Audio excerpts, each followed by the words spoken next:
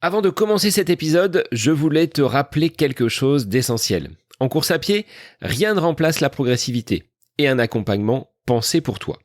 Depuis plusieurs années, j'aide des coureurs et des coureuses qui ont chacun leur réalité. Un boulot prenant, une vie de famille avec laquelle il faut souvent jongler. Des objectifs qui évoluent, parfois des doutes, mais une envie toujours présente de progresser sans se brûler les ailes.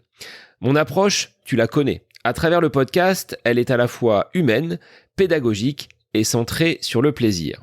Concrètement, je crée ton plan sur mesure, adapté à ton niveau, à ton agenda et à ton rythme de vie. Pas de copier-coller, pas de pression. Juste une progression qui est construite, étape par étape, pour t'amener plus loin, plus sereinement. Alors si tu ressens le besoin d'un cadre humain, d'un accompagnement sportif qui respecte ta vie autant que tes objectifs, je serai ravi de t'aider à franchir un cap et de te coacher. Toutes les informations pour me rejoindre se trouvent dans la description de cet épisode. Je te souhaite une très belle écoute. When the holidays start to feel a bit repetitive, reach for a Sprite Winter Spiced Cranberry and put your twist on tradition. A bold cranberry and winter spice flavor fusion, Sprite Winter Spiced Cranberry is a refreshing way to shake things up this sipping season. And only for a limited time. Sprite. Obey your thirst. Bonjour les runners, bonjour les sportifs, bonjour au petit monde de la course à pied, c'est Seb et je vous retrouve avec grand plaisir comme chaque vendredi pour un nouvel épisode du podcast À côté de mes pompes. C'est un long format que je vous propose aujourd'hui avec le parcours d'une invitée qui a connu des hauts, qui a connu des bas également, avec une journée où sa vie aurait pu basculer. Le 3 novembre 2022, elle nous indique que c'est le jour de sa mort. Pourtant, moins de 2 ans plus tard, Inès Ducancel franchit la ligne d'arrivée de nombreux marathons et de nombreuses courses défiant toutes les prédictions médicales. Dans cet épisode, Inès nous livre le récit d'une résilience hors norme. Sportive depuis sa plus tendre enfance, sa vie bascule brutalement lorsqu'elle plonge dans le coma suite à une défaillance multiviscérale et à plusieurs arrêts cardiaques. Après 40 jours en réanimation et un pronostic vital qui a été plus qu'engagé, elle doit tout réapprendre. Respirer, manger et finalement marcher. Vous allez découvrir comment cette miraculée a transformé sa convalescence en une force, notamment grâce à l'arrivée de son chien, Yuki, qui l'a poussée à se remettre debout. Inès évoque sa découverte fulgurante de la course à pied en 2024, enchaînant les victoires avec une frénésie, celle de rattraper le temps. Son témoignage montre la fragilité de la vie et surtout la capacité insoupçonnée du corps humain à rebondir. Elle nous rappelle qu'il n'est jamais trop tard pour trouver sa place et vivre de sa passion. Inès, je te remercie d'avoir accepté l'invitation du podcast et merci également de t'être livrée sans filtre tout au long de cette interview. Inès Ducancel, de rescapée du coma au podium du marathon, c'est le nouvel épisode du podcast À côté de mes pompes pour lequel je vous souhaite une très belle écoute. Bonjour Inès, merci d'être l'invitée du podcast À côté de mes pompes aujourd'hui. On va parler d'un parcours de vie qui est le tien et comme on le disait en off, il y a eu des hauts, il y a eu des moments très très bas. Mais aujourd'hui, comment vas-tu? Et je vais te laisser te présenter. Bonjour Seb, déjà merci pour l'invitation. Ça me fait toujours plaisir de parler, donc un grand plaisir. Et écoute, là ça va très très bien, enfin très bien. Aujourd'hui ça va bien, parce que je te parle. Alors je te laisse te présenter, que tu puisses indiquer aux auditeurs qui tu es, d'où tu viens et quel est ton lien avec la course à pied aujourd'hui. Je m'appelle Inès, j'ai 23 ans, là je suis d'originaire d'Angers, mais je suis née à Paris. Et aujourd'hui, je suis une coureuse à pied, un peu polyvalente, un peu de tout sauf la piste. Plus de fond, quoi. Est-ce qu'Inès, la course à pied a toujours été dans ton mode de vie ou est-ce que c'est une découverte qui est beaucoup plus récente ? Aujourd'hui, c'est devenu mon mode de vie, ça c'est sûr. Après, non, j'étais à l'adolescence, j'ai fait 10 ans de basket. Donc petite, j'ai quand même touché à tous les sports, hein, foot, basket, enfin foot, natation, tennis, vraiment j'étais une hyperactive. Mais la course à pied en elle-même, est venue vers, juste après, du coup mes problèmes de santé qu'on en reparlera je pense, après mon coma. Après quand on est jeune, on a toujours les crosses du collège, et de l'école, quand à 10 ans peut-être et là, à ce moment-là, on n'a pas le choix de courir donc je courais et j'étais quand même assez bonne parce que je gagnais, souvent les courses de mon école. J'étais une 1re ou deuxième au collège.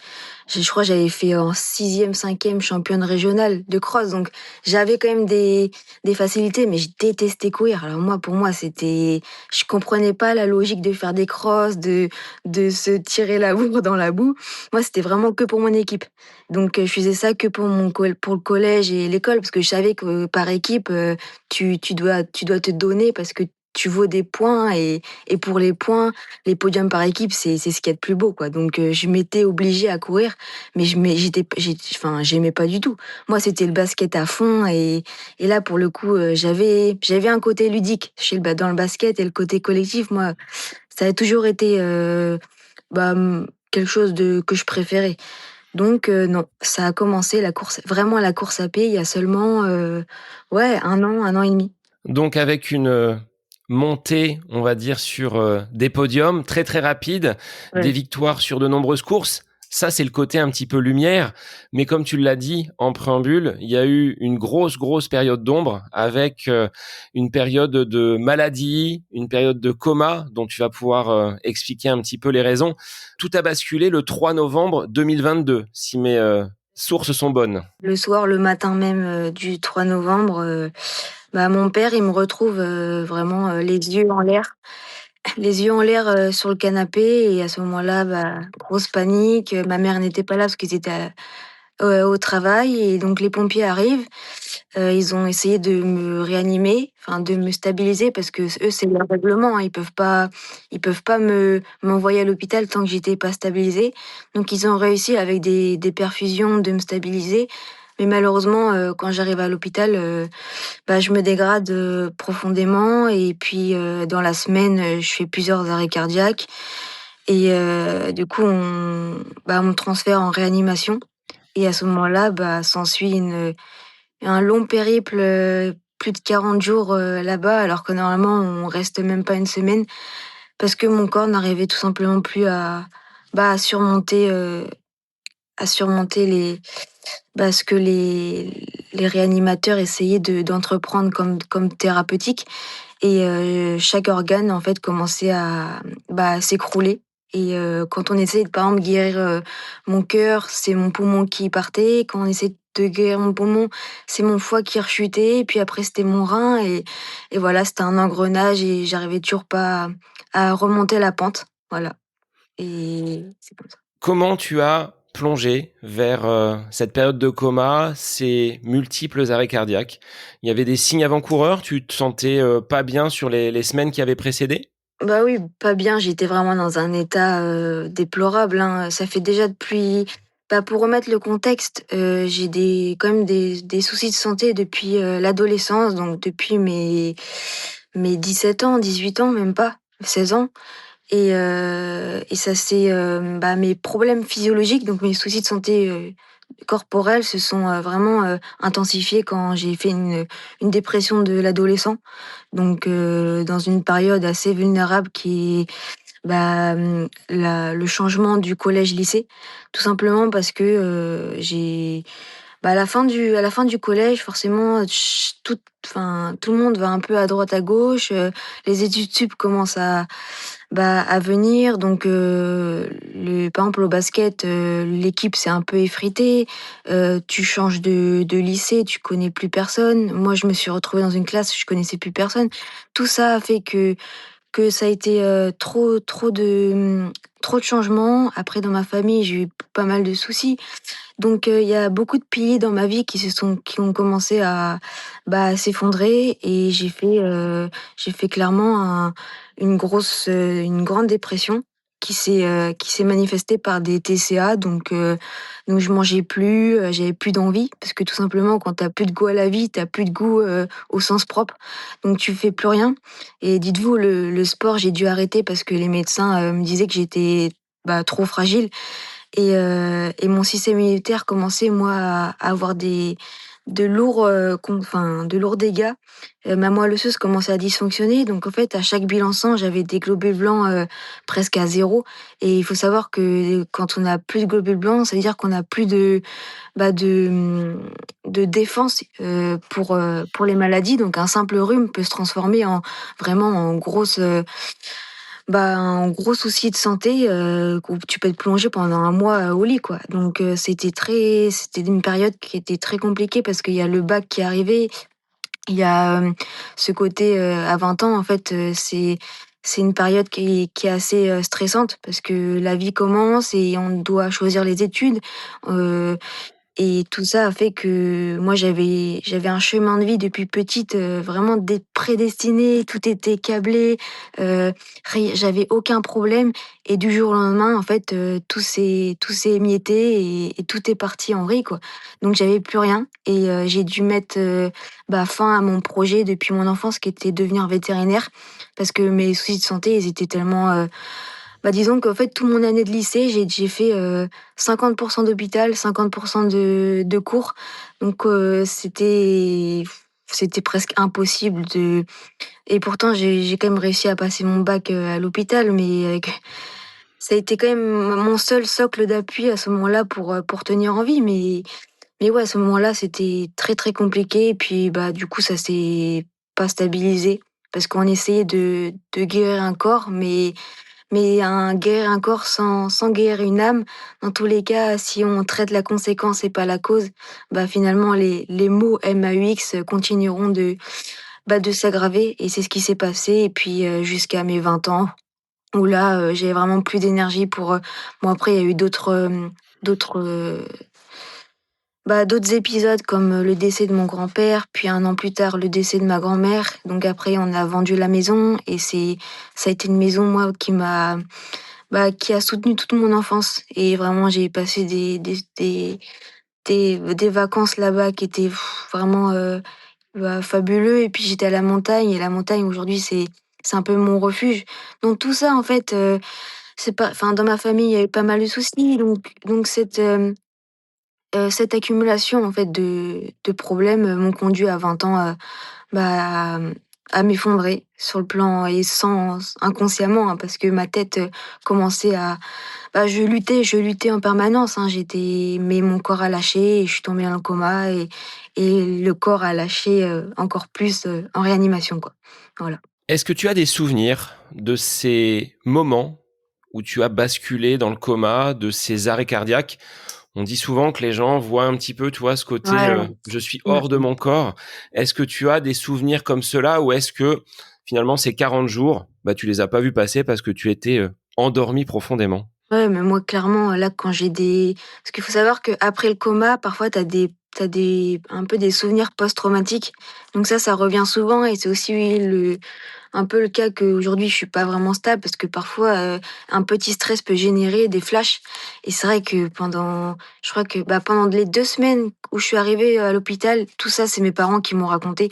Enfin, il y a beaucoup de choses où j'ai aucun souvenir et c'est le pouvoir un peu extraordinaire du cerveau, c'est que quand la douleur est tellement intense et c'est vrai qu'on en reparle aussi pour les grands brûlés, le cerveau se met en off et il oublie tout et je pense que cette période-là, elle a été bien plus compliquée pour mes parents que pour moi, parce que finalement, moi, j'étais sous morphine, sédatée, donc la douleur, elle était plutôt extérieure et donc moi, c'est la seule chance que j'ai eue, c'était, de ne pas «souffrir» entre guillemets. Par contre, à mon réveil, donc quand, vers, la 3e semaine peut-être, là, j'ai commencé à avoir des flashs, c'est vrai que moi, je disais à ma mère: «Maman, on est dans la merde» et je disais tout le temps ça.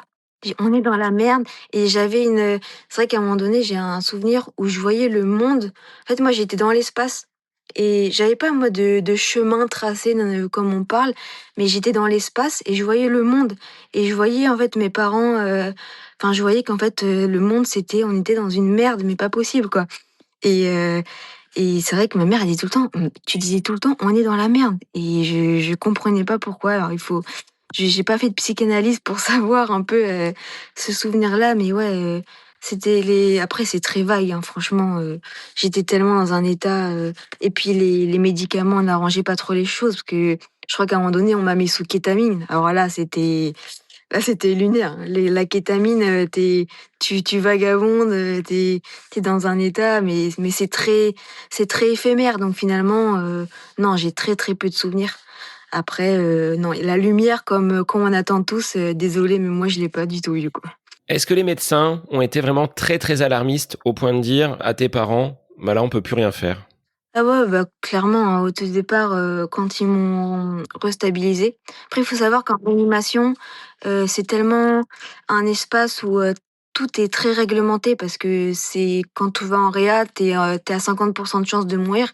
Donc tout est mes parents, ils avaient qu'une petite salle d'attente, ils pouvaient venir qu'à certains moments, selon les des protocoles et donc ils ont pas je pense qu'ils savent pas toute la totalité de l'histoire, même ils sont dans le devoir de quand même de prévenir. Mais il y a un moment donné, en fait, justement, quand j'arrive à l'hôpital, donc déjà la première semaine, on essaie de me stabiliser. Là, en ce moment, j'avais pas encore de tube parce que apparemment j'arrivais à respirer, mais c'était quand même très instable.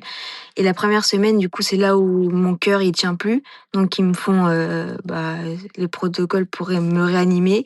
Ils y arrivent et la deuxième semaine, ils disent à mes parents, alors là, on a 2 solutions, enfin 2 choix. C'est soit on l'intube, donc il faut savoir qu'en enfin, c'est, l'intubation, en fait, on te met un truc traqué, enfin un tube, dans la trachée pour aider le poumon à respirer, parce que j'étais plus capable. Mais le problème, c'est que à ce moment-là, j'étais tellement, très, très maigre et tout était tellement fragile, quoi. J'étais comme un nourrisson qu'en fait cette disposition, ce dispositif-là, il était vraiment, trop impactant par rapport à mon état et si j'avais 50 de mourir s'ils me mettaient ce tube. Mais d'un autre côté, ce tube, c'était aussi un moyen vital pour me tenir en vie, quoi. Donc à ce moment-là, il y a le chef de réa qui appelle ma mère et le côté un peu, compliqué, c'est que ma mère, elle est médecin au CHU, donc elle connaît en fait, tout le personnel. Donc en fait, on se met à sa place, c'est vraiment très compliqué parce que quand on connaît la personne, c'est le choix, enfin faire la part entre le pro et le perso, c'est quand même très compliqué. Mais là, donc c'est le chef de réa, voit ma mère et lui dit: «Bah, voilà, on a ce protocole-là, c'est quitte ou double. Honnêtement, on sait pas si elle va tenir parce que c'est trop lourd par rapport à sa fragilité». Et là, ma mère, je pense qu'elle a dit une phrase qui a dû me sauver, clairement. Elle lui a dit, «Écoutez monsieur, si c'était votre fille, qu'est-ce que vous ferez?» Et je pense que dans ce genre de situation, c'est la meilleure des phrases, heu, à dire parce que au moins ça permet à cette personne d'avoir fait, le bon choix et je pense, d'avoir fait un choix qui pour lui, était, comme si j'étais sa fille, quoi. Et donc ils l'ont fait avec beaucoup de risques, mais ils l'ont fait et puis ça a marché. Donc déjà, ça a été la première étape, accomplie. C'est que, mon poumon je pouvais, à nouveau respirer, convenablement. Malheureusement, une semaine enfin quelques jours plus tard, le dispositif ne marchait plus parce que mes poumons se sont atrophiés.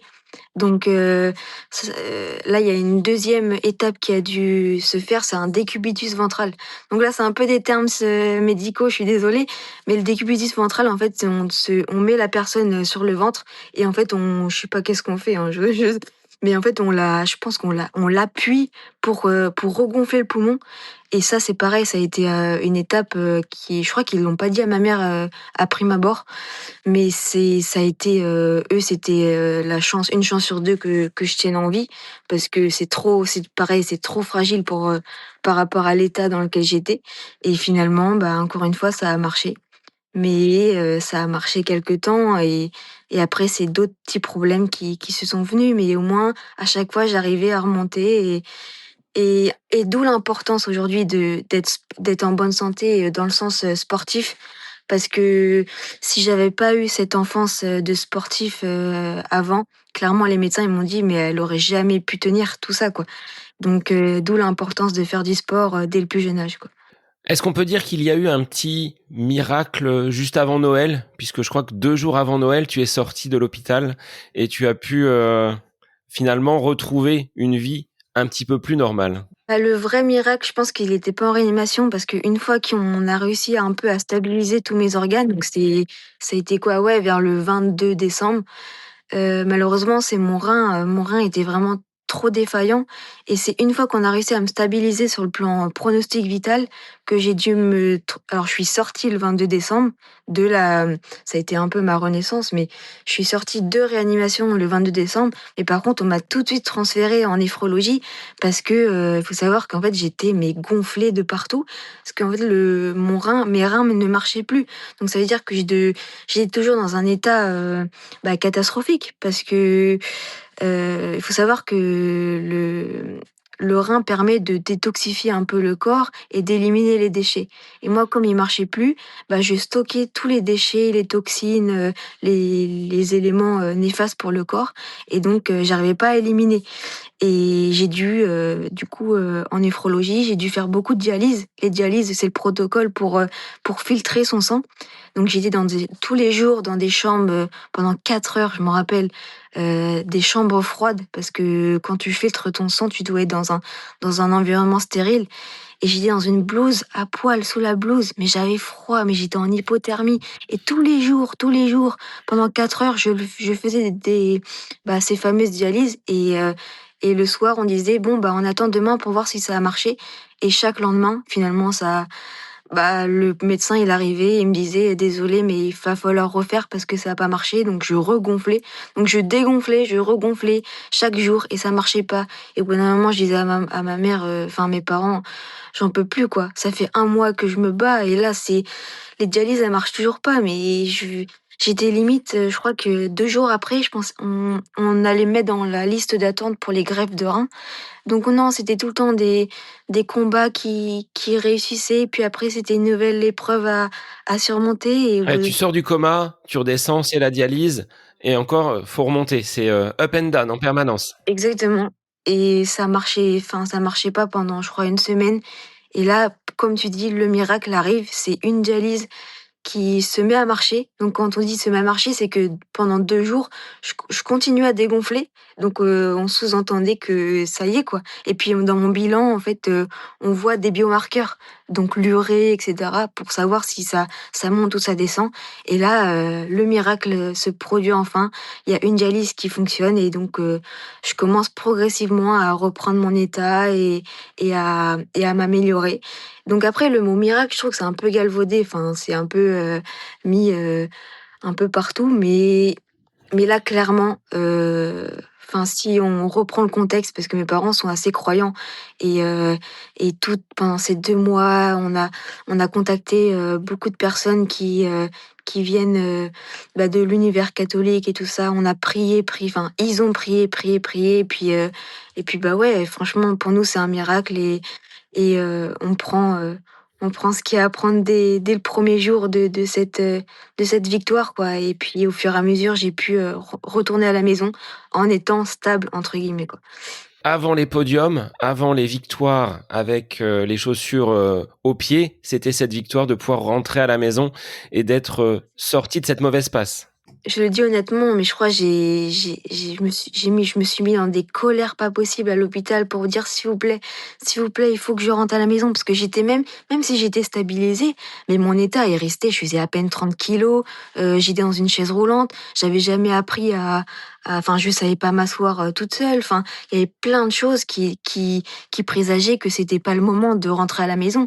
Mais franchement, j'ai dit au médecin: «Vous savez, là, je vois à la fenêtre la lumière. Ça fait 2 mois, je suis passée d'une saison à l'autre, j'ai pas vu la saison d'hiver. Là, on arrive, ça va être bientôt le printemps, enfin, entre guillemets, dans 3 mois. S'il vous plaît, ma vie, elle est à l'extérieur et je savais que j'allais dépérir parce que faut savoir que moi, ça fait des années, ça fait plus de 6 ans que je fais des allers-retours à l'hôpital et ça a été mais c'est devenu une phobie l'hôpital, j'en peux plus et j'allais tout péter parce que ça fait 2 mois que je suis dans une pièce de 10 mètres carrés. J'ai pas le droit à la lumière, j'ai pas le droit, ça faisait 2 mois que j'avais pas senti l'air, de l'environnement extérieur, quoi. Et tout ça, j'avais besoin pour me reconstruire. Alors du coup, j'ai un peu forcé et je pense qu'ils ont pas eu le choix de toute façon, je crois. Je suis sortie le 22 décembre en permission ouais, le 22 décembre à peu près. Ouais, c'était ça. Je voulais absolument faire le cadeau pour mes parents, c'était être à Noël, entourée sur une table. On s'en foutait des cadeaux, mais entourée à la maison avec mon frère et mes parents le 24 décembre. Et du coup, je suis sortie juste avant et ça a été le plus beau cadeau de ma vie, quoi. Ça a été le plus beau cadeau de Noël. Et pourtant, il y avait aucun cadeau, mais c'était ça le plus beau cadeau, quoi. Et ça, on en savoure tous les jours aujourd'hui, quoi. Tu as ensuite entamé, une fois stabilisé, avec une meilleure condition, même si tu l'as dit, hein, c'était dans un premier temps très précaire. Tu as pu retrouver un petit peu d'activité physique et un animal à poil t'a permis justement de regagner un petit peu en condition physique avec des balades, des randonnées. Ça, c'est venu bien après? Quand même, en fait, faut savoir que dès la réanimation, à partir du moment où j'ai retrouvé l'usage de mes mains, parce qu'il faut savoir qu'en réanimation, je sentais plus mes pieds, je sentais plus mes jambes, je pouvais plus mes bras. Je pensais le moindre geste ça par exemple, je pouvais pas le faire. C'est parce qu'en fait, j'avais plus de tout était comme j'étais alitée depuis un mois, j'ai perdu en fait l'usage de mon corps et donc le moment où j'ai réussi à bouger mes mains, tout de suite, j'ai demandé à ma mère, «Donne-moi», bon là je parlais pas parce que j'étais intubée, mais «Donne-moi un crayon», avec une ardoise, on pouvait écrire. «Donne-moi un crayon et je dessine quelque chose» et la première chose qui m'est venue à l'esprit, c'est dessiner Yuki et je vous jure là, il faut que je retrouve le dessin, mais c'était Yuki tout craché alors que je le connais enfin, je le connaissais pas encore, quoi et là, je dessine un golden avec un ange et je lui fais: «Enfin, s'il vous plaît, je pense que c'est le moment» parce que je savais qu'une fois elle rentrait à la maison, mes parents allaient reprendre le travail. Moi, j'étais dans une dépendance, mais enfin, j'étais en chaise roulante, je savais pas m'asseoir, je savais rien faire, je savais plus manger parce qu'il faut savoir que pour manger, il faut savoir déglutir, mais la déglutition, c'est des muscles en fait qui entraînent ça et tout ça, j'avais tout perdu. Donc je me dis: «Mais attends, mais si je mange toute seule, je vais m'étouffer». Enfin, il y avait tout ça. En fait, j'étais un bébé et il fallait tout réapprendre et tout ça toute seule, je pense que jamais j'allais tenir et quand tu te retrouves à 20 ans, t'as tout perdu. Mais quand je dis littéralement tout perdu, c'est que, en fait, quand tu tombes malade, tu perds tes amis, tu perds, tes projets pro comme je te l'avais dit, enfin, tu perds tout et tu reviens à la vie, tu sais plus qui tu es, tu sais plus, t'as perdu aussi ton identité. Heu, toute cette sensibilité de l'ouïe, de l'odorat, enfin, en fait, il y avait tout à réapprendre et je me suis dit: «Mais c'est tellement une montagne à soulever que toute seule, je pouvais pas». Même toute seule, toute la journée, être toute seule, c'est pas possible. Donc à ce moment-là, on s'est dit, «Bon, je pense que c'est le moment de prendre un chien». On a toujours, voulu prendre un chien, mais on savait pas le moment et là, pour le coup, c'était le moment donc Yuki est arrivé le 4 mars donc faut savoir donc c'est pour ça que pendant les 4 mois, janvier, février, non, les 3 mois, alors là, j'ai dû tout miser, tout tout préparer toute la maison et les dispositifs pour qu'il arrive et puis ce petit être, il est arrivé et depuis, il me suit plus, quoi. Il m'a aidé à guérir et lui, je lui ai appris à grandir. C'est ce que je dis souvent et depuis, on est au quotidien ensemble et on évolue ensemble, quoi. Voilà. Est-ce que dans cette période où tu es sorti de l'hôpital, retour à la maison, ça a nécessité ensuite de la kinésithérapie pour réapprendre ces gestes, retrouver un petit peu de force, remuscler ce corps qui avait été complètement décharné, c'est-à-dire que alité, tu perds tes muscles, tu perds tout. Comment ça s'est passé et comment tu as réussi à retrouver l'usage de tes jambes, à te remettre debout? Ces premiers pas, tu as dû les apprécier et les savourer. Alors pour la kiné, en fait, j'en avais une super kiné, à l'hôpital qui tous les jours était là pour, simplement essayer de me mettre, assise. sur mon lit d'hôpital. Donc le protocole de kiné, je l'ai eu à l'hôpital. Par contre, une fois que j'ai demandé à sortir, bah, de l'hôpital, comme j'ai pris la responsabilité de mon gré de vouloir m'en sortir, toute seule.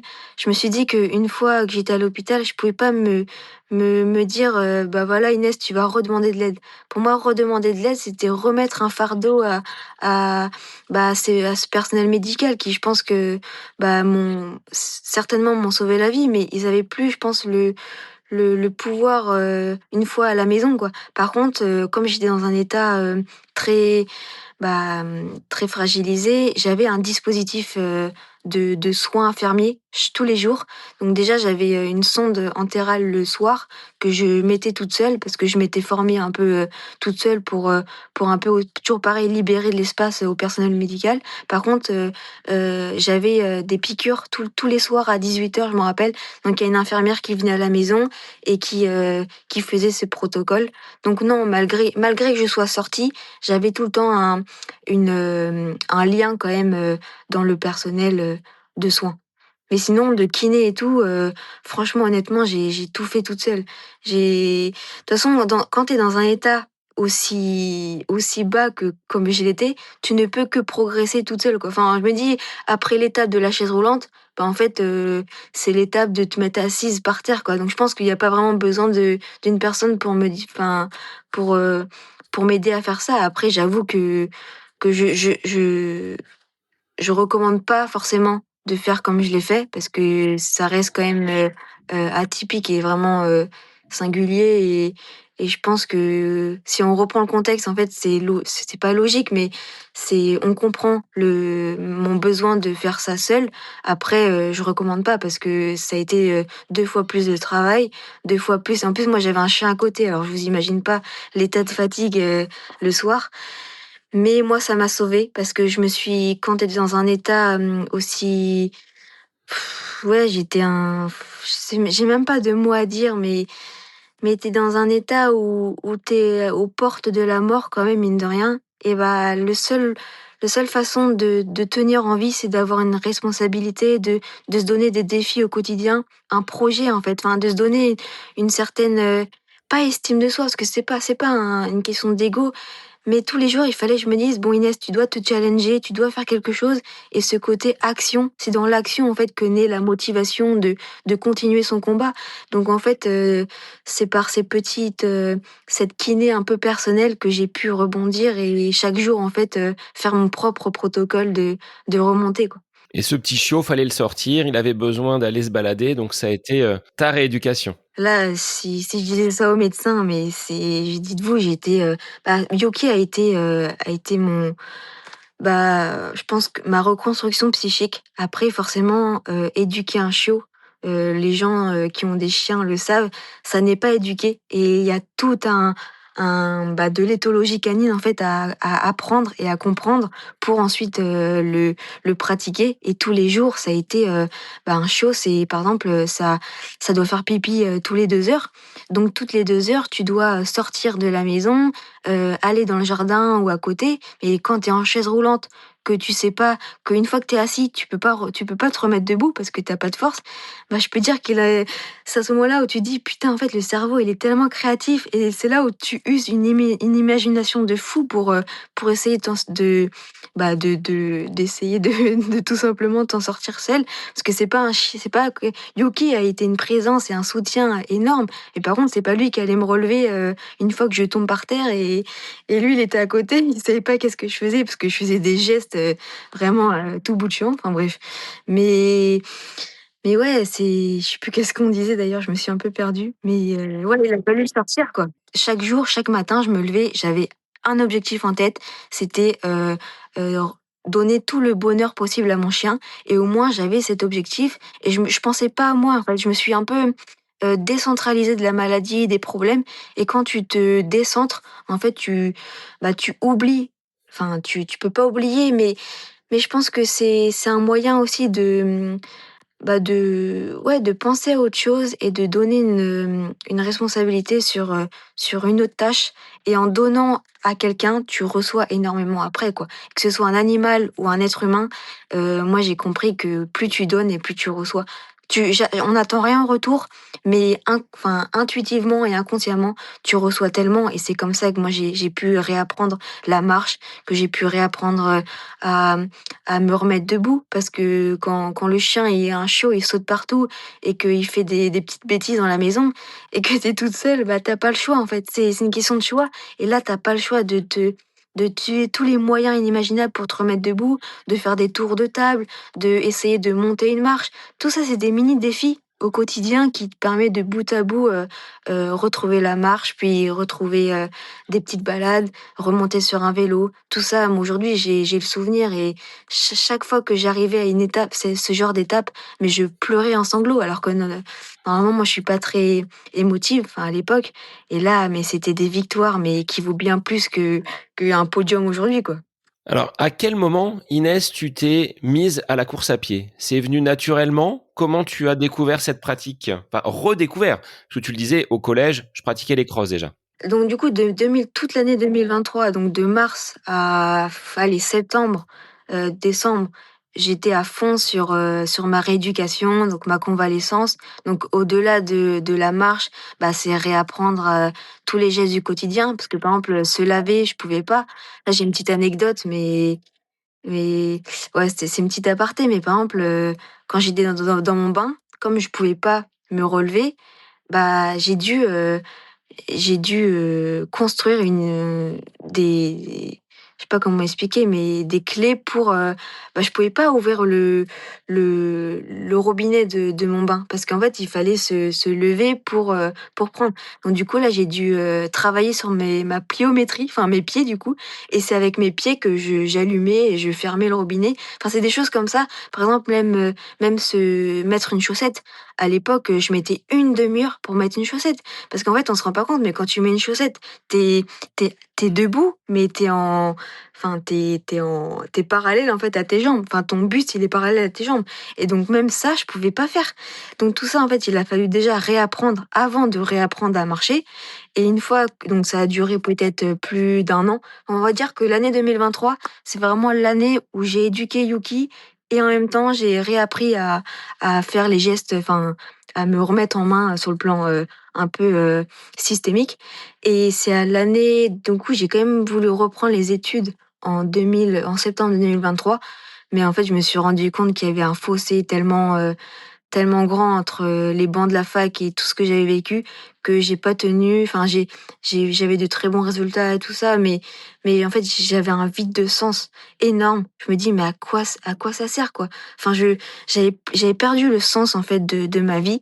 Et c'est en quoi? C'est en mars 2024 où, où j'étais tellement tombée dans un état psychique euh, très mal. Et là, en fait, je me suis ressentie il y a quelques années et je sentais que j'allais retomber en arrière et retomber dans les maux du passé. Et donc là, le lendemain, je crois que j'ai fait une grosse crise d'angoisse. J'ai dit à ma mère, maman, demain, je vais plus à l'école, enfin, je vais plus à la fac. Le soir même, je vais sur l'ordi, je tape sac à dos de randonnée confortable, light, parce que quand même j'étais quand même dans un poids assez. Enfin, il fallait quand même un sac à dos assez léger. Pourtant, il faisait plus de 30 kilos. Et je regarde même plus les prix. Vraiment, tout ça, c'était tellement, ça a été tellement rapide. Je tape, le lendemain, je crois 2 jours après, je reçois mon sac à dos et je pars avec mon chien à la montagne. Et, et ça a été moi mon moyen de refuge. Je suis repartie en fait à mon instinct primaire qui est la nature. Et c'est là où vraiment j'ai eu ce déclic. Et depuis ça, je suis partie aussi avec mon père au ski parce que c'était. Il faut savoir que j'ai eu aussi un gros moment de regret, encore une fois, enfin, quand j'ai expliqué le mot regret, c'est que c'était en décembre 2023. Du coup, mes parents et mon frère sont partis au ski. Ils voulaient que je vienne, mais à ce moment-là, vraiment, j'ai pas eu les coronesses, comme on dit, parce que je me suis dit: «Mais Inès, t'es trop fragile et je pense que j'y arriverai pas». Et à ce moment-là, je me dis: «Ouais, j'ai dit: «Je préfère que vous y allez sans moi». Donc du coup, je suis restée à la maison, dans mes cours et là, je me suis rendu compte à quel point mais j'étais plus moi-même, quoi. Parce que là, Inès qui débordait d'énergie, dans l'enfance, qui c'était la fille la plus hyper active du collège, de l'école, qui là se retrouve à dire non à ses parents pour une passion, pour le ski, alors qu'on y allait tous les ans, enfin pas tous les ans, mais on y allait ensemble. Et là, j'ai été tellement, je sais pas, l'émotion quand je suis enfin, quand je suis revenue à la maison seule, où j'étais assise dans mon bureau en train de faire mes cours de biomol et pendant que mes parents étaient au ski et je disais non, je suis pas capable. Et là, ça a été vraiment, je pense, un premier déclic. Et donc en mars dernier, je pense que de janvier à mars, j'ai vraiment mis les bouchées doubles pour retrouver un peu de physique. Et en mars dernier, après, j'ai quitté l'école et mon père m'a dit, tu sais quoi, Inès, on part au ski. Et là, ça a été, en plus de mon chien, une semaine où j'ai pu m'introspecter et trouver un peu qu'est-ce qui aujourd'hui te ferait envie et qu'est-ce qui enfin mon intuition en fait m'a guidée et à ce moment-là j'ai repris le sport parce que je me suis aussi rendu compte que c'est le jour où j'ai arrêté le sport ou du moins les médecins m'ont recommandé d'arrêter que tout s'est effondré et c'est le jour où j'ai repris le mouvement parce que pour moi le mouvement c'est la vie que que je me suis guérie et que je me suis reconstruit, quoi. Et depuis, c'est donc du coup, je dirais, c'est mars 2024 où là, j'ai repris une activité physique. Après, j'ai toujours pas repris la course à pied. La course à pied, ça est venu, je pense, ouais, 2 mois plus tard, mai surtout, mai 2024.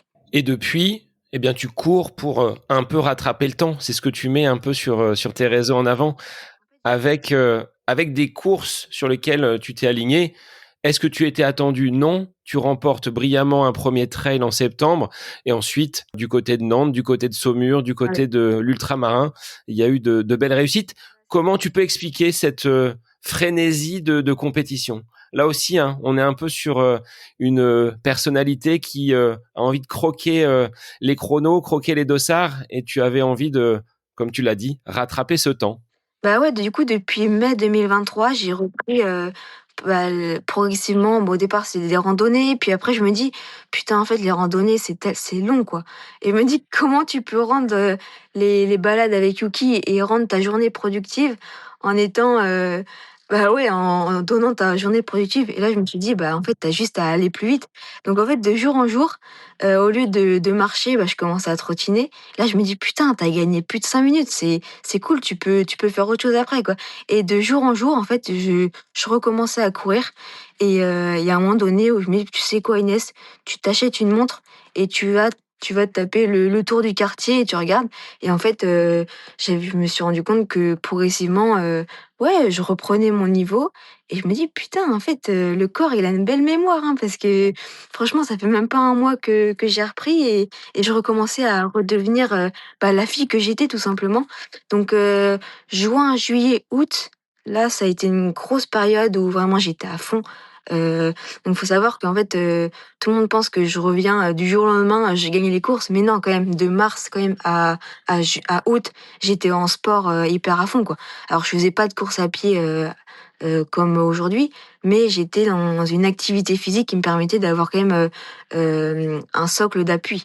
Donc là, à ce moment-là, j'étais toujours en pause dans mes études et puis arrive en août 2024 et là, on était toujours pareil dans la maison de mes grands-parents parce qu'à ce moment-là, on l'avait toujours, on l'avait pas vendu encore et il y a mon frère qui me dit: «Eh Inès, ça te dit on se fasse, une petite je sais pas, un footing?» parce qu'il me voyait en fait courir, comme ça et donc il voulait me rejoindre et là, je crois que ça a été la pire journée de sa vie, quoi.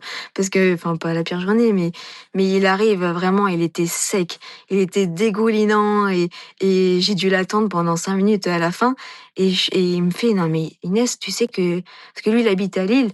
«Tu sais que là, la dernière fois, je suis allée voir le 10 kilomètres de Lille, mais il faudrait que tu le fasses, hein, parce que là, tu es 10 fois plus fort que tous mes potes» et là, il m'avait mis quand même un petit déclic parce que moi, à ce moment-là, je me dis: «Mais jamais de la vie, je ferais de la course à pied». Je reviens, il y a même pas 6 mois, je faisais même pas 30 kilos. En fait, moi, je me sous-estimais de fou et je pensais pas que mon niveau était assez «potable» entre guillemets pour faire de la compète et je me disais: «Mais les gens, ils sont bien plus forts que moi, c'est impossible». Et puis au fur et à mesure, on arrive à la rentrée et là, il y a l'ultime, il y a encore ce côté, bon, bah, qu'est-ce que tu fais? Est-ce que tu reprends les cours?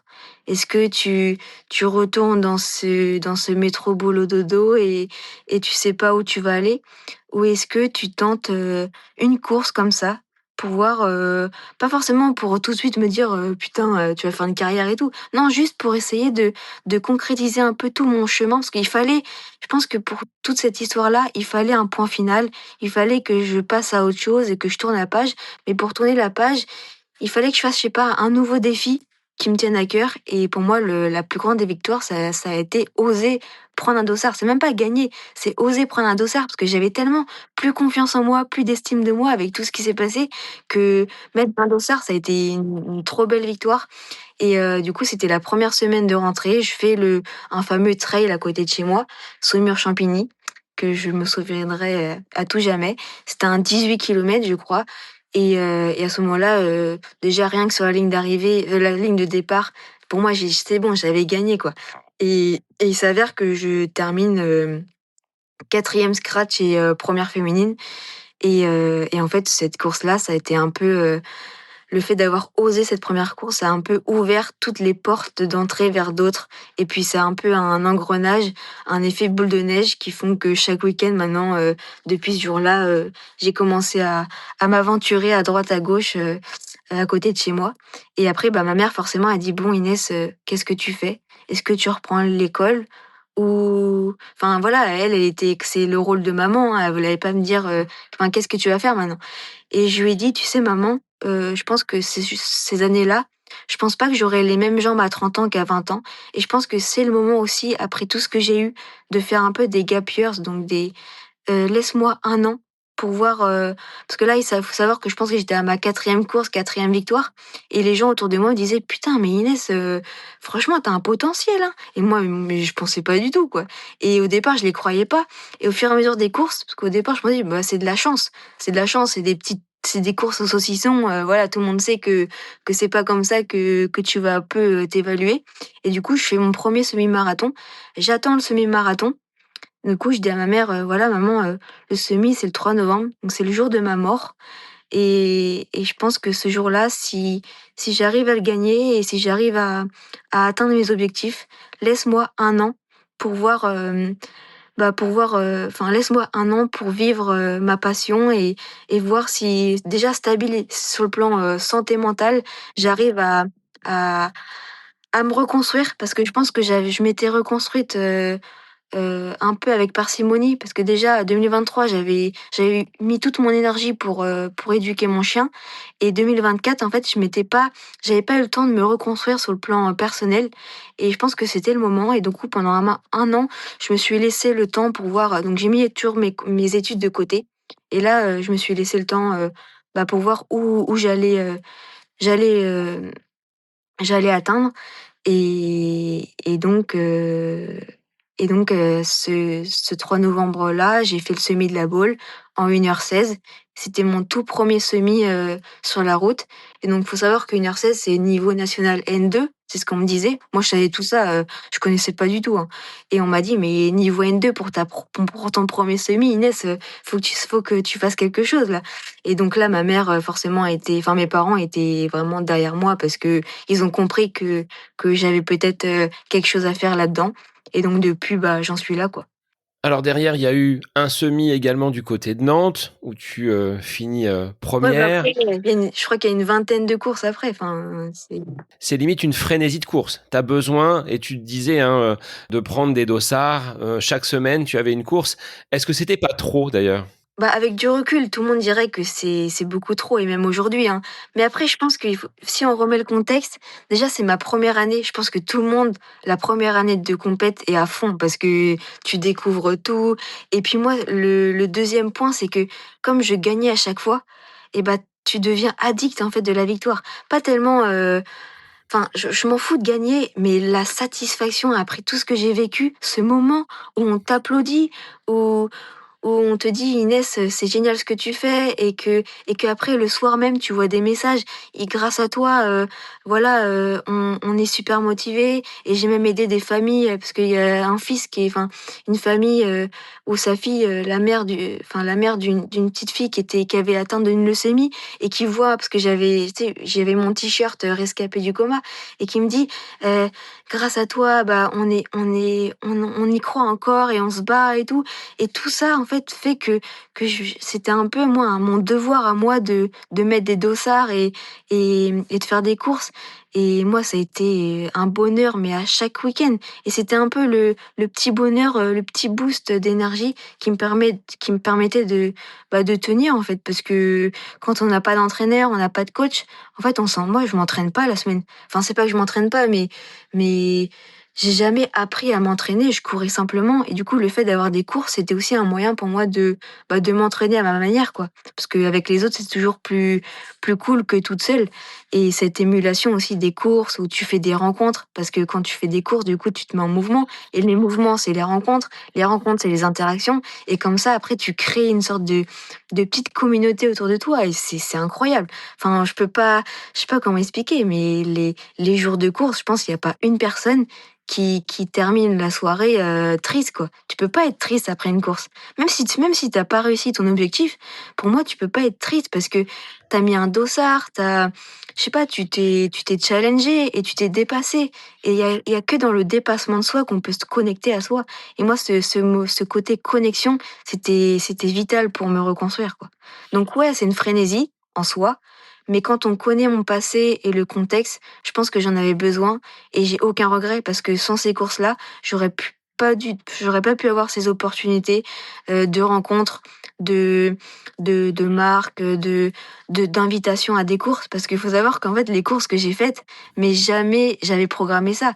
C'est parce qu'en fait, en gagnant une course, on m'invitait ailleurs. Et moi, je me suis dit, bah, pourquoi dire non? Attends, on m'invite, obligé de rendre honneur. Donc, du coup, en fait, à chaque course que j'ai fait, le marathon de Saumur, l'Arvor, enfin, l'ultramarin, le semi de Nantes, tout ça, mais j'étais pas du tout programmée à les faire. Mais par contre, on m'a invitée et moi, quand on propose une invitation, bah forcément, j'ai envie de dire oui, quoi. Surtout quand c'est ma passion. Sur l'ultramarin, tu as quand même brillé, réalisé une très belle course. Tu arrives 4e au scratch, première féminine, mais pendant 20 kilomètres, tu as serré les dents parce que une blessure est arrivée. Comment tu l'as surmontée, cette blessure? Alors, on est sur une fracture du plateau tibial. Tu ne le Ouais. savais pas pendant la course. Là, c'est le mental qui a pris le relais sur le physique. Ouais, bah clairement, bah les 42, les 50 premiers kilomètres, c'était un bonheur, mais enfin, quand je revois les vidéos, c'est vrai que c'était génial. Et puis en plus, on se tirait un peu la bourre avec les gars, donc on se faisait des petites carottes, enfin des petites, enfin je sais pas, en plus c'était hyper convivial parce qu'on parlait ensemble pendant les 50 premiers kilomètres, on apprenait à se connaître, enfin je sais pas, j'ai l'impression que j'étais même pas dans une course tellement c'était sérieux, mais il y avait ce côté, ouais, c'est un peu l'univers du trail, quoi. C'est pas comme la route où t'es à fond dans ton chrono, là t'es beaucoup plus dans dans ouais, dans une symbiose avec ton environnement et puis après, bah, là, c'est au quoi? C'est au 40e. Déjà au 30e, ça commence, bah, le pack commence un peu à s'effriter et je reste avec le premier donc Pierre-Yves Briand. Donc à ce moment-là, on est plus que tous les 2 et puis, je crois que moi, je prends un ravito et après au 40, ouais, après le marathon, Pierre-Yves est devant moi et là je saute d'un escalier de 7-8 marches. Alors ça, c'était au début, on était ensemble. J'ai sauté d'un escalier de 7-8 marches, et j'arrive sur le genou enfin, j'arrive sur une jambe, en fait. J'étais pas sur les 2 appuis et là, je sentais quand même que le choc, il a été fort. Après, j'ai pas eu forcément de douleur à l'instant T, mais j'ai senti quand même que dans mon corps, il s'est passé quelque chose et au fur et à mesure que je commençais à, bah, continuer de courir, c'est au quoi? C'est ouais, au 45e, 42e, on arrive dans une partie assez escarpée à la type, GR20 un peu et là, je glisse sur, un rocher. je crois pas que je tombe, hein, je sais, parce que j'avais pas eu de blessures ou quoi que ce soit. Je tombe pas, par contre, du coup, ouais, j'essaye de me restabiliser, donc je mets un impact très fort sur le genou. Et là, j'ai senti que mon genou, il a vrillé et la douleur, j'ai senti que c'était pas une petite douleur anodine de petite entorse, quoi. Mais je me suis dit, putain, Inès, là, il te reste 20 kilomètres. Tu un camrunner à côté de toi qui est à fond. Derrière moi, il y a un autre caméraman et tout. Non, à ce moment-là, ils étaient pas là, mais c'est après, ils allaient me retrouver. Et je me dis, mais tu peux pas.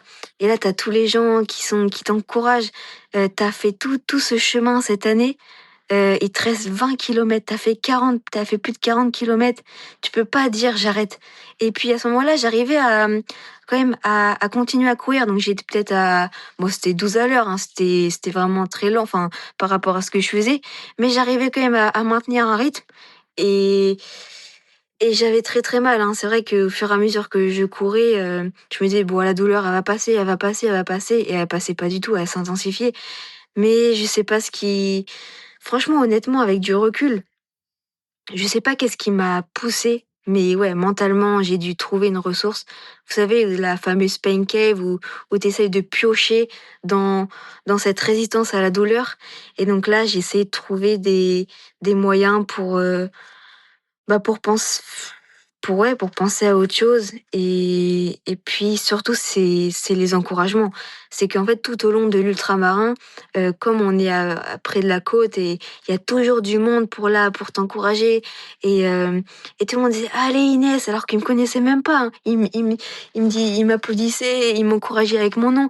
Et je me dis, mais putain Inès, tu peux pas arrêter, tu peux pas arrêter, continue, continue. Et après, il y avait le Camerounais à côté de moi qui dit, tu sais que la deuxième, elle est à 30 minutes plus loin. T'inquiète pas, tu peux t'arrêter un petit peu, ça va aller.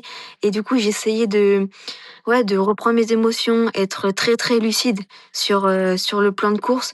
Parfois, je m'arrêtais. Mais le problème, c'est que en fait, quand tu t'arrêtes, c'est encore pire parce que pour repartir, C'est compliqué après ah derrière, ouais, ouais. c'est double effort. Donc du coup, je me suis dit à la fin, t'arrêtes de t'arrêter, t'essayes juste de courir, enfin jusqu'à ce que tu peux plus, quoi.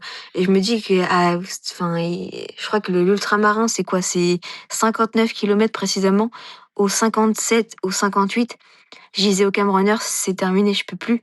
J'avais plus de. C'est même pas une question d'énergie glucidique, c'est que je pouvais plus. Mais la douleur, elle commençait à ouais, à aller dans tous les côtés et je pouvais plus. Et finalement, je sais pas de par quel moyen, mais j'ai continué. Et, euh, et puis, bah, j'y suis arrivée. Et puis, j'ai vu tout bah, ouais, tous ces gens qui étaient à l'arrivée et qui m'attendaient avec les flammes où on m'a donné les flammes. Et là, mais j'étais ailleurs, j'étais dans une bulle. Je me dis, mais putain, Inès, finalement, c'est la concrétisation de toute son année. J'ai eu des énormes hauts, des énormes bas. Mais je me suis toujours battue, je me suis toujours relevée parce que j'ai promis à ma mère enfin, j'ai pas promis, mais je me suis donné cette année et j'ai eu la chance de pouvoir ne plus faire, enfin, la chance de, en fait, j'ai consacré toute mon année pour vivre de ma passion et essayer de me reconstruire. Et là, ce dernier 100 mètres de l'ultramarin, ça a été l'apothéose et c'est là où j'ai compris que j'étais à ma place parce que je pense que depuis des années, j'ai perdu ma place. Et pourquoi j'ai eu tant de soucis psychologiques, c'est que j'arrivais pas à trouver ma place. Je testais tout, j'étais à fond partout, j'ai essayé de réussir partout, mais en fait, à force d'être à fond, bah, tu touches le fond. Et, et là, je sais pas, avec ces flammes, j'ai senti que j'étais à ma place et surtout que j'aimais ce que je faisais. Enfin, je je faisais pas ça pour les autres, mais je faisais vraiment ça pour moi-même et pour ma propre victoire à moi, mon propre dépassement et surtout ma reconstruction. Et donc même si j'avais cette fracture et que quand le cerveau a franchi la ligne d'arrivée, il s'est remis en on. Donc finalement, en fait, pendant les 20 kilomètres, mon cerveau a fait off, hop, un peu comme le coma, en fait. Euh, et je ressentais la douleur, mais elle était tenable. Et là, une fois que j'ai franchi l'arrivée, mais je m'écroule par terre. Alors que moi, mais dans ma tête, à chaque fin d'arrivée, je me dis tout le temps, Inès, t'es pas une, entre guillemets, t'es pas une salope. Tu restes debout, t'es un homme et tu t'écroules pas. Et là, mais c'était impossible. Là, je commençais à avoir des étoiles. Et souvent, à la fin d'une arrivée, on met au micro la personne pour dire un peu ses ressentis. Et là, j'ai osé dire au mec, désolé, mais s'il vous plaît, je peux euh, juste m'asseoir Souffler un 5 petit peu, minutes. ouais. Ah ouais. Alors que normalement, mais jamais je suis comme ça. Si vous regardez toutes les courses, que ce soit au marathon, au semi, j'ai toujours la banane et j'arrive à être lucide. Mais là, ouais, je pense que j'ai vraiment puisé énormément en moi. Et, et du coup, au fur et à mesure, j'ai quand même repris mes esprits. Et puis après, bah, ça a été une déferlante d'émotions positives, de félicitations, ouais, j'ai pas les mots. C'est vraiment, je pense que c'était l'une des plus belles courses sur le plan émotion. Et je recommande à tous de faire l'ultramarin parce que c'est une organisation au top. Et encore une fois, je regretterai jamais mes choix et le fait d'avoir été au bout. Même si ça a été 2 mois de galère et aujourd'hui, j'en pâtis toujours. C'est ce que j'allais te dire. Comment tu le vis aujourd'hui? Parce que d'être dans le dur, d'avoir des douleurs sur des courses longues, on peut le comprendre. Mais d'aller jusqu'à cette fracture que tu ignorais peut-être sur le moment de la course, Non, bien tu sûr. sais que derrière, tu l'as payé, tu le payes encore aujourd'hui. Donc, on est toujours, et c'est un peu le fil conducteur depuis le début de l'épisode, des hauts, des bas, des périodes où ça brille et des périodes où l'ombre est peut-être un petit peu plus présente. Tu l'assumes clairement?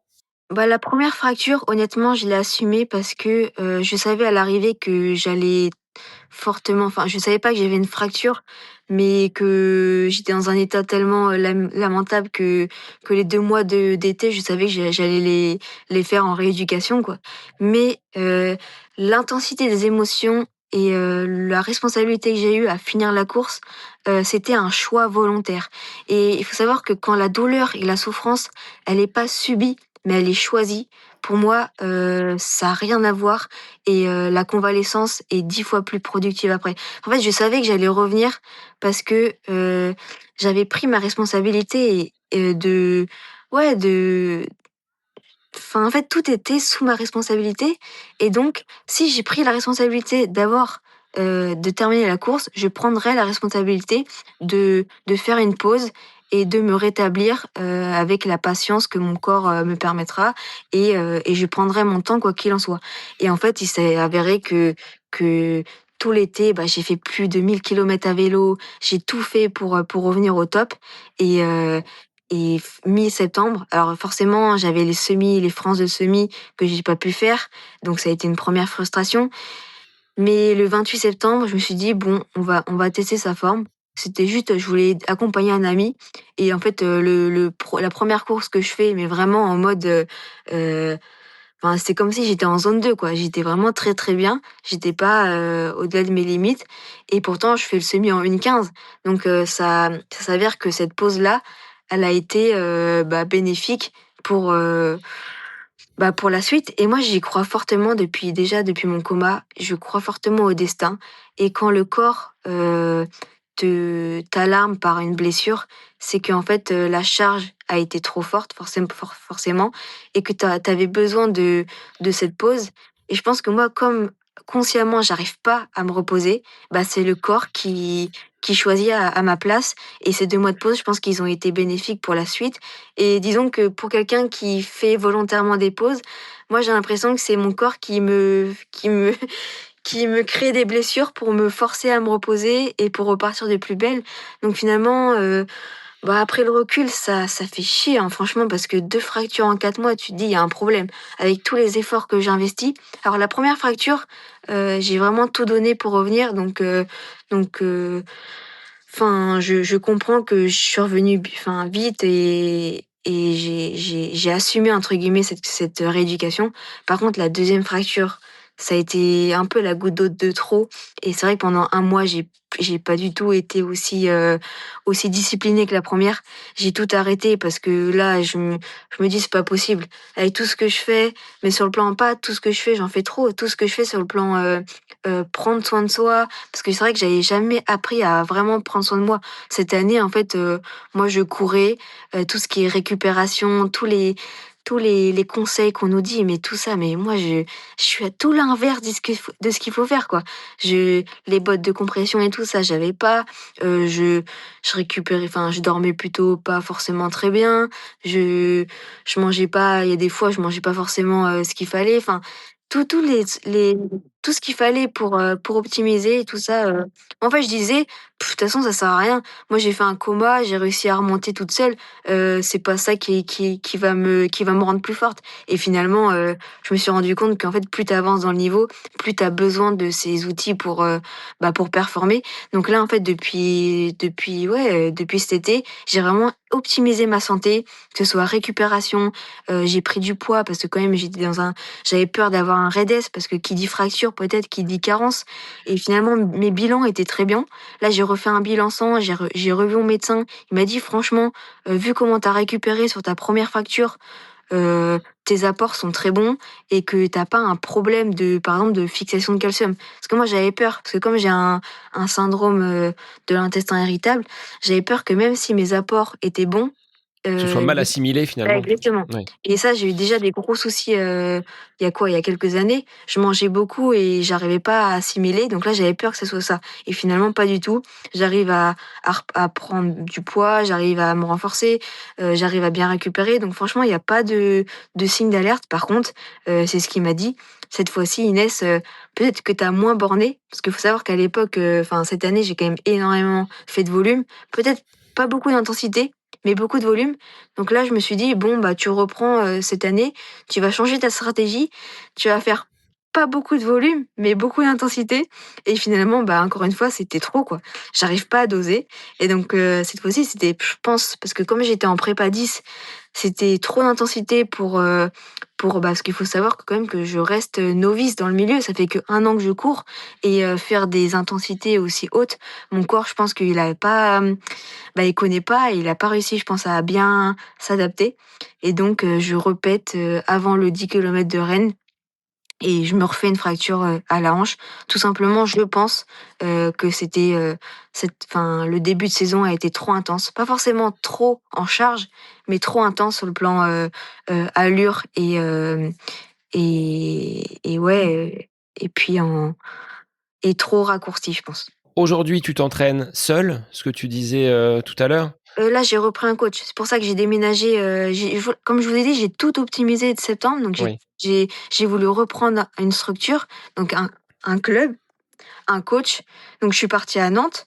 Maintenant, je m'entraîne avec le groupe de Jérôme Bernard. Donc, c'est à Carquefou. Je suis pas encore au club, mais j'avais un groupe. Donc, du coup, je me suis dit, bon, bah, c'est cool. Comme ça, c'est structuré. Il y a un cadre. Je respecte le cadre. Mais le problème, c'est que là-bas, c'est un peu la compète à toutes les séances, quoi. Et moi, j'arrive pas. Je suis trop une joueuse et j'adore jouer avec les gars. Donc, j'arrive pas à me dire, Inès, tu Reste dans ta freines. zone, reste dans tes allures. Et moi, j'arrive pas à ça parce que voilà, je suis encore. C'est pas parce que je fais des belles performances que sur le plan expérience et sur le plan pas maturité, parce que quand même, je pense que j'ai une maturité, mais au moment où tu cours, je suis tellement dans ma passion que j'ai envie de me dépasser, quoi. Et en fait, c'est un peu comme avec les profs. Quand t'as une structure, quand t'as un professeur, t'as un mentor à côté de toi, t'as envie de donner pour lui. À la fois pour toi, c'est sûr, mais pour moi, c'est un peu le devoir de l'athlète, c'est de, c'est de satisfaire ton coach par rapport à la séance. Et moi, j'arrivais peut-être à en faire trop. Enfin, je respectais les séances, mais peut-être que les allures étaient un peu trop rapides. Mais en fait, j'étais tellement dans une forme. Je pense que j'étais à la meilleure forme de ma vie. Je faisais des allures, mais je comprenais pas. Je me dis, mais c'est lunaire. Il y a 2 mois, pendant 2 mois, tu t'es pas entraîné. Et là, t'arrives. Tu fais des trucs. J'ai tapé mon record au 10. Enfin, j'ai fait 33-40 au follet du tram. Enfin, dans les Enfin, c'était pas un 10 kilomètres, mais au Ton passage au 10e. 10, ouais, était en Voilà. 33-40, Je me ouais. dis: «Mais c'est pas possible alors que je suis très bien, quoi». J'avais pas l'impression d'être à fond, à fond et je me dis: «Mais c'est pas possible, Inès, il se passe quelque chose». Donc forcément, en fait, quand tu es dans cette forme-là, tu as envie de pousser, tu as envie de retomber dans tes petits démons, quoi et forcément, je suis encore un engrenage. J'ai pas réussi à pas être je pense que j'étais sage, mais mon corps, peut-être que c'était trop tôt pour faire d'intensité et encore une fois, il m'a alarmée et aujourd'hui, j'en suis encore à me reposer et à mettre les baskets, à côté de à côté de mes pieds, on va dire, pas à côté de mes pompes. Donc tu as cette difficulté encore aujourd'hui à être canalisé, à respecter un plan, à être vraiment... Respecter un plan, franchement, j'ai respecté, hein, parce que j'ai respecté le plan du coach.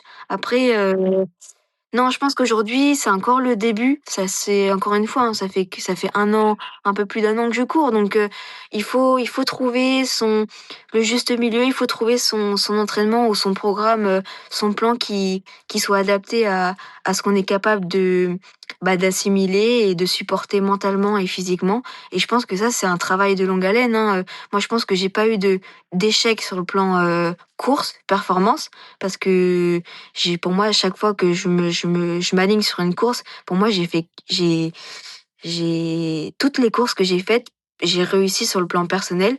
Maintenant, moi, mes propres échecs, c'est les blessures, c'est l'envers, c'est l'à côté des courses. Faut savoir que derrière la lumière, il y a beaucoup d'ombre chez moi. Enfin, en tout cas, dans mon quotidien, c'est pas tout beau, tout rose.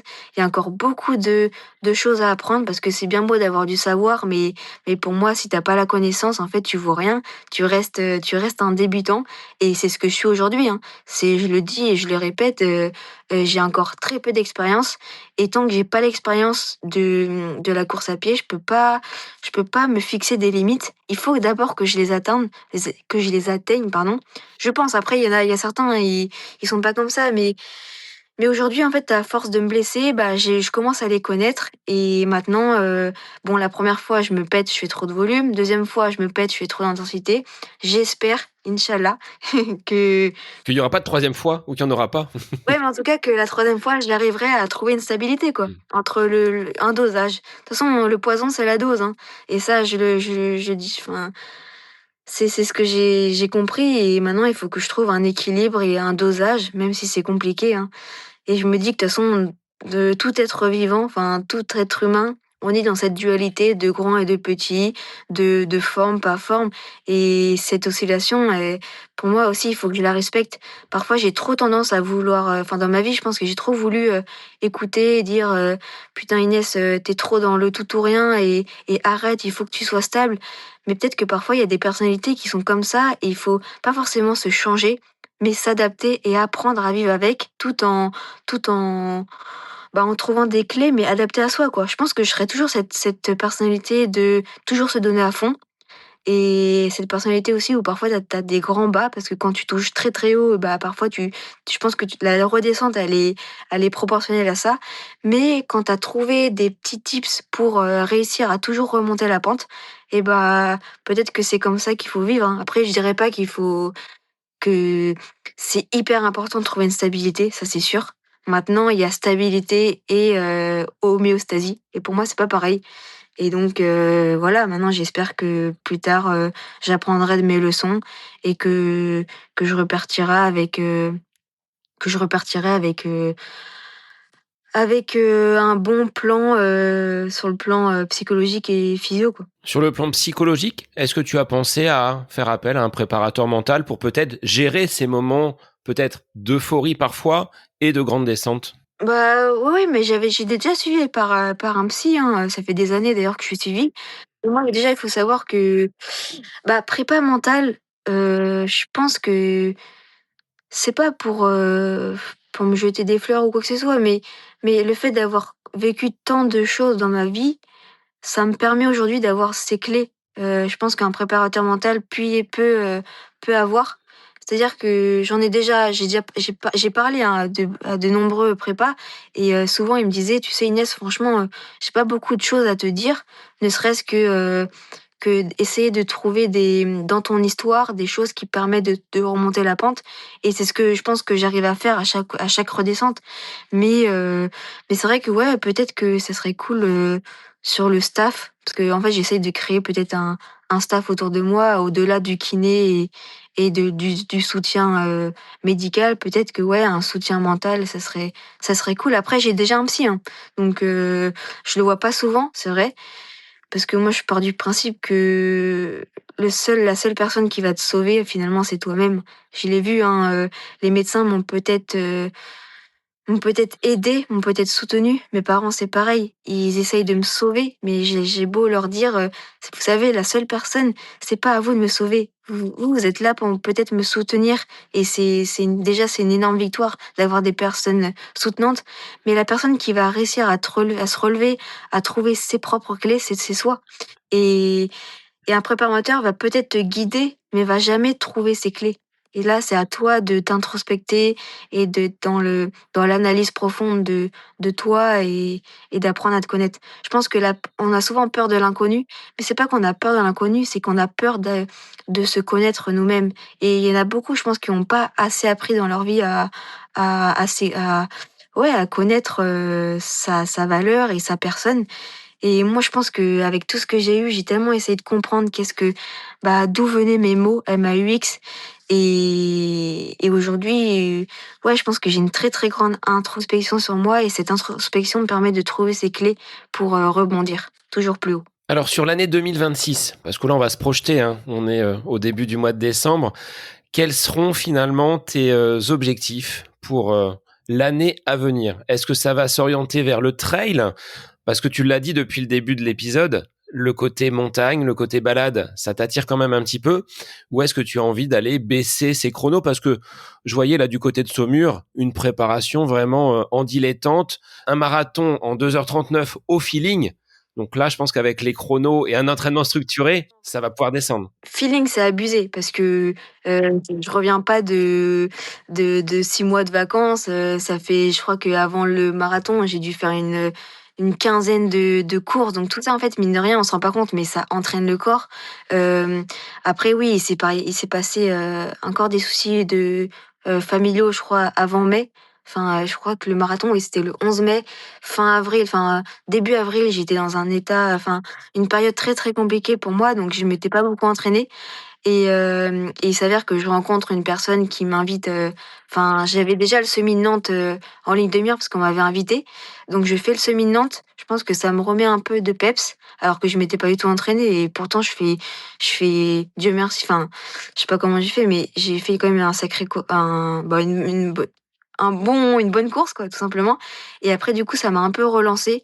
Je refais un 5 km et un 10 km d'affilée à côté de chez moi. Et après, je refais une sortie longue et je m'aligne sur Saumur. Donc, mine de rien, il s'est passé quand même pas mal de choses. Après, oui, j'ai pas du tout fait de prépa marathon. Si les gens savent la veille de course ce qui s'est passé, mais personne, je pense, miserait sur ma performance. C'est pour ça que je dis que je pense qu'il faut, je trouve que Qu'est-ce qui s'est passé la veille, justement? Parce que là, tu tends le bâton, là. ouais, non, mais c'est aussi, enfin, je reviens sur le fait que aussi je pense qu'il faut voir la course à pied surtout comme un jeu. Et il faut un peu aussi parfois prendre du recul sur ce qu'on fait. Je trouve qu'il y a des gens, ils se prennent trop au sérieux sur leur sport, alors qu'en fait, ça reste un sport. Et c'est là où je vois à quel point, en fait, un programme, euh, c'est pas forcément fait pour tout le monde. Et parfois, il faut laisser aussi l'instinct et l'intuition se guider et guider nos guider nos actes au quotidien, quoi. Enfin, après, du coup, petit aparté, du coup, je reviens sur la veille. Il faut savoir qu'à ce moment-là, je bossais à Nike Factory, à l'Atoll, enfin, c'est à côté de chez moi. Et donc, parfois, j'étais de l'après-midi, donc je terminais à 20h, 21h. Et il faut savoir que là, j'étais du samedi, donc j'ai terminé, il était 20h. Je prends la route, donc le marathon, c'était dimanche à 8h, quelque chose, je crois. Et je prends la route, sauf que c'est à Saumur, donc déjà, il y a 1 heure de route. Et puis moi, je suis un peu une boulette, enfin, je suis un peu étourdie. J'oublie de me prendre mon repas du soir. J'avais mon repas pour le petit-déj, mais j'avais pas encore mangé. Et je me dis, mais qu'est-ce que tu fais là? T'as 1 heure de route, t'as pas à manger. Demain, t'as un marathon. comment tu vas faire? Et là, je vois, je devais faire de l'essence, il y a un McDo à côté. Je fais: «Mais attends, mais Inès, déjà je mange jamais de McDo de l'année». Mais je me dis: «C'est soit tu manges McDo, soit tu manges rien et que t'as un marathon à faire». Donc je me dis: «Autant prendre des glucides, que ce soit un McDo ou quoi que ce soit, que rien». Donc du coup, je prends un Wrap, mais je me dis: «Mais quelle misère, ça se trouve que tu vas pas digérer». Enfin là, je commence à stresser et après, enfin bref, donc déjà, c'est première péripétie. Donc ouais, comme je vous ai dit, les fameuses pasta parties, le blanc de poulet, le poisson maigre et tout, franchement, on peut faire un marathon en 2,39 avec un McDo la veille. Enfin bref, c'est un peu lunaire, mais au moins ça existe, voilà. Et du coup, ouais, je prends la route et là, ce soir-là, il commence à faire, des orages, mais j'ai jamais vu ça. Je voyais mon pare-brise, même les essuie-glaces, ils marchaient pas tellement qu'il pleuvait des cordes et j'avais 1 heure de route à faire toute seule dans le noir. Je me dis: «Mais Inès, mais là, je sens que tu vas pas y arriver». J'avais pas de bois à côté de moi, mais je priais toutes les 10 secondes pour j'espère que je tombe pas en panne parce que c'était, enfin, il y avait des orages, du tonnerre et tout, enfin bref. C'était dantesque et j'arrive, 10 minutes avant, je devais rejoindre un ami qui faisait aussi le marathon dans un Airbnb, c'était à côté, c'était à La Flèche et là j'arrive je sais pas 5 minutes avant et là je commence à pisser du sang, du nez et là mais mon nez il commence à enfin, j'avais du sang partout dans la voiture, mais j'avais pas de mouchoir à côté de moi. Et du coup, et puis il pleuvait des cordes. Donc en fait, je voyais rien. Tout commençait à couler sur mes vêtements et tout. Je fais, mais comment je vais faire? Du coup, je m'arrête sur la bande d'arrêt d'urgence. J'essaye de trouver un mouchoir. Donc je m'essuie un peu. Et là, je rentre dans la maison, enfin le Airbnb. Et là, je commence à tout raconter à mon ami. Et lui, il commence à me dire, Inès, t'inquiète pas. Demain, c'est un autre jour, nanana. Je commence à appeler ma mère: «Maman, là, c'est plus possible, je vais être anémiée». Enfin là, je commence à avoir dans ma tête, des trucs, carences en fer, nanana, impossible de faire le marathon. Enfin bref, vraiment, c'était ce soir-là, mais j'étais, apocalypse, quoi. Et le lendemain, je me réveille, bon, bah, je prends mon petit déj, vite, je mets mon dossard et là, comme toutes les courses, je sais pas pourquoi, mais moi, le dossard, ça me transcende. Je me dis: «Bon, Inès, hier, c'était du passé, aujourd'hui est un autre jour». Il faisait mitigé quand même en temps, mais je me dis: «Bon, t'as pas fait ça tout ça pour rien. Tu vas faire le marathon et tu vas suivre, ce que ton» enfin, en fait, à chaque fois que je m'aligne sur une ligne de départ, je me dis: «De toute façon, dans tous les cas, peu importe ce qui se passe, tu vas te dépasser, tu vas aller au bout ou non, dans tous les cas, tu auras une leçon, quoi». Enfin, c'est pas parce que tu échoues que forcément la course, c'est un échec. Enfin, l'échec pour moi, c'est un moyen de remonter et t'as toujours une leçon, que tu échoues ou que tu réussis dans chaque course, quoi. Et de toute façon, dans tous les cas, être sur le ligne de départ, c'est déjà une victoire parce que t'as des jambes tu en bonne santé, t'as des jambes pour courir, t'as des gens autour de toi qui sont aussi passionnés que toi. Tout le monde s'aligne sur la ligne de départ pour des raisons différentes, mais tout le monde arrive avec la même satisfaction. Et c'est ça, en fait, la magie de la course. C'est que tout le monde se retrouve, peu importe les vécus, peu importe les histoires. Et c'est incroyable. Donc, tu pars et puis, bah, encore une fois, on verra ce qui se passe, quoi. C'est toujours ça, de toute façon, la vie, tu peux pas prévoir l'avenir. Tu peux pas prévoir, peu importe la prépa que tu fais, tu sais pas ce qui va se passer, donc autant essayer. De toute façon, de toute façon, qu'est-ce qui va t'arriver si tu oses pas? Si tu oses pas, tu vas avoir des regrets. Si tu oses, au moins tu testes et c'est ça qui te permet d'avancer, quoi. Donc voilà un peu, l'histoire de ce marathon, mais finalement, tu vois, avec le recul, ça fait des beaux souvenirs et comme quoi, enfin, il faut tester et puis on pourra jamais savoir ce qui se passe tant que tu auras pas osé, quoi. Quand tu dis tester, Inès, sur un marathon ou sur d'autres courses comme ça, t'as les yeux sur le chrono ou tu te laisses vraiment porter par tes sensations et ce que le corps te dit? Non, non, franchement, même dites-vous que même sur une course sur route, le chrono, je dois la regarder peut-être, déjà mes splits, je les mets pas tous les kilomètres moi. Je regarde juste parfois de temps en temps l'allure et surtout mon ressenti. Moi, je suis énormément à la sensation parce que quand je connaissais personne avant de venir à la compétition, j'avais pas forcément de montre, je courais souvent à la sensation et donc je pense que j'ai appris à m'écouter, encore une fois. J'ai appris à savoir, quand je suis dans le rouge, quand je suis dans le orange et quand je suis dans le vert et je pense qu'il faut pas se fixer à à une allure en particulier. Et le corps, encore une fois, c'est une homéostasie. Donc il y a des moments où tu seras très up et tu as des moments où tu seras très down. Le principal, c'est de continuer d'avancer et de et en fait, moi, je sais pas, j'ai la foi en moi dans le sens où quand ça va pas du tout, en fait, je panique pas, je sais que il va se passer un moment où tu vas remonter. Et le corps, finalement, il est fait comme ça. Il faut laisser le corps aussi se se guider lui-même. Et si le corps, il y a un moment donné où il a besoin de redescendre, et ben il faut l'écouter et parce que je sais qu'après je vais remonter, quoi. Et donc non, franchement, le marathon de Saumur, je regardais quand même si j'avais quand même un petit plan. Dans ma tête, je voulais faire 2:38, 2:40. Hem, donc forcément, quand tu trouves un petit groupe, tu de tu as une sorte d'émulation qui commence à se faire. Tout le monde est dans ses allures, donc là, c'est un peu plus facile. Sur le trail, j'ai vraiment jamais regardé. Sur l'Arvor, j'ai presque jamais regardé parce que c'est vraiment, full sensation et puis c'est beaucoup à la place et c'est trouver son rythme. Franchement, les gens, qui se mettent dans un groupe qui n'est pas à son rythme, là, pour le coup, tu peux faire, un vrai flop. Alors que quand tu trouves un groupe qui est dans ton rythme, c'est bien. Maintenant, je dirais jamais à personne de trouver quelqu'un. C'est d'abord toi trouver ton rythme et après s'adapter, adapter ton rythme à quelqu'un peut-être pour t'aider, tu vois? Mais d'abord trouver son rythme. Mais non, franchement, pas trop. Sur le plan cardio, tu disais avoir fait plusieurs arrêts cardiaques au moment de ce Ouais. coma. Tu as un suivi aujourd'hui ou est-ce qu'il n'y a pas de séquelles apparentes? Non, non, franchement, en fait, les arrêts cardiaques, quand tu comprends la cause, après, c'est pas forcément relié à, je sais pas moi, un problème de valve ou des maladies cardiaques. Moi, j'avais pas une maladie cardiaque. Mon cœur ne marchait plus tout simplement parce que, il y avait plus de muscles, en fait, cardiaques pour pomper le cœur. Mais en fait, c'est l'incroyable force d'un corps, c'est qu'il a la capacité de se réadapter et de retrouver sa mémoire qu'il avait, dans son passé. Et en France, j'avais une santé tout à fait bonne et c'est là où je veux montrer un peu l'espoir, c'est que peu importe ce qui t'arrive dans ta vie, si le corps n'est pas une machine, mais une machine biologique et la biologie, c'est l'art de s'adapter constamment et du coup, j'ai retrouvé le cœur, je pense encore un cœur en meilleure santé parce que là, aujourd'hui, tout va bien et donc il y a aucune, il y a aucun élément qui présage qu'il est en mauvaise santé, quoi. Quelles seront tes prochaines courses, Inès, sur les prochains mois ou sur l'année qui se profile?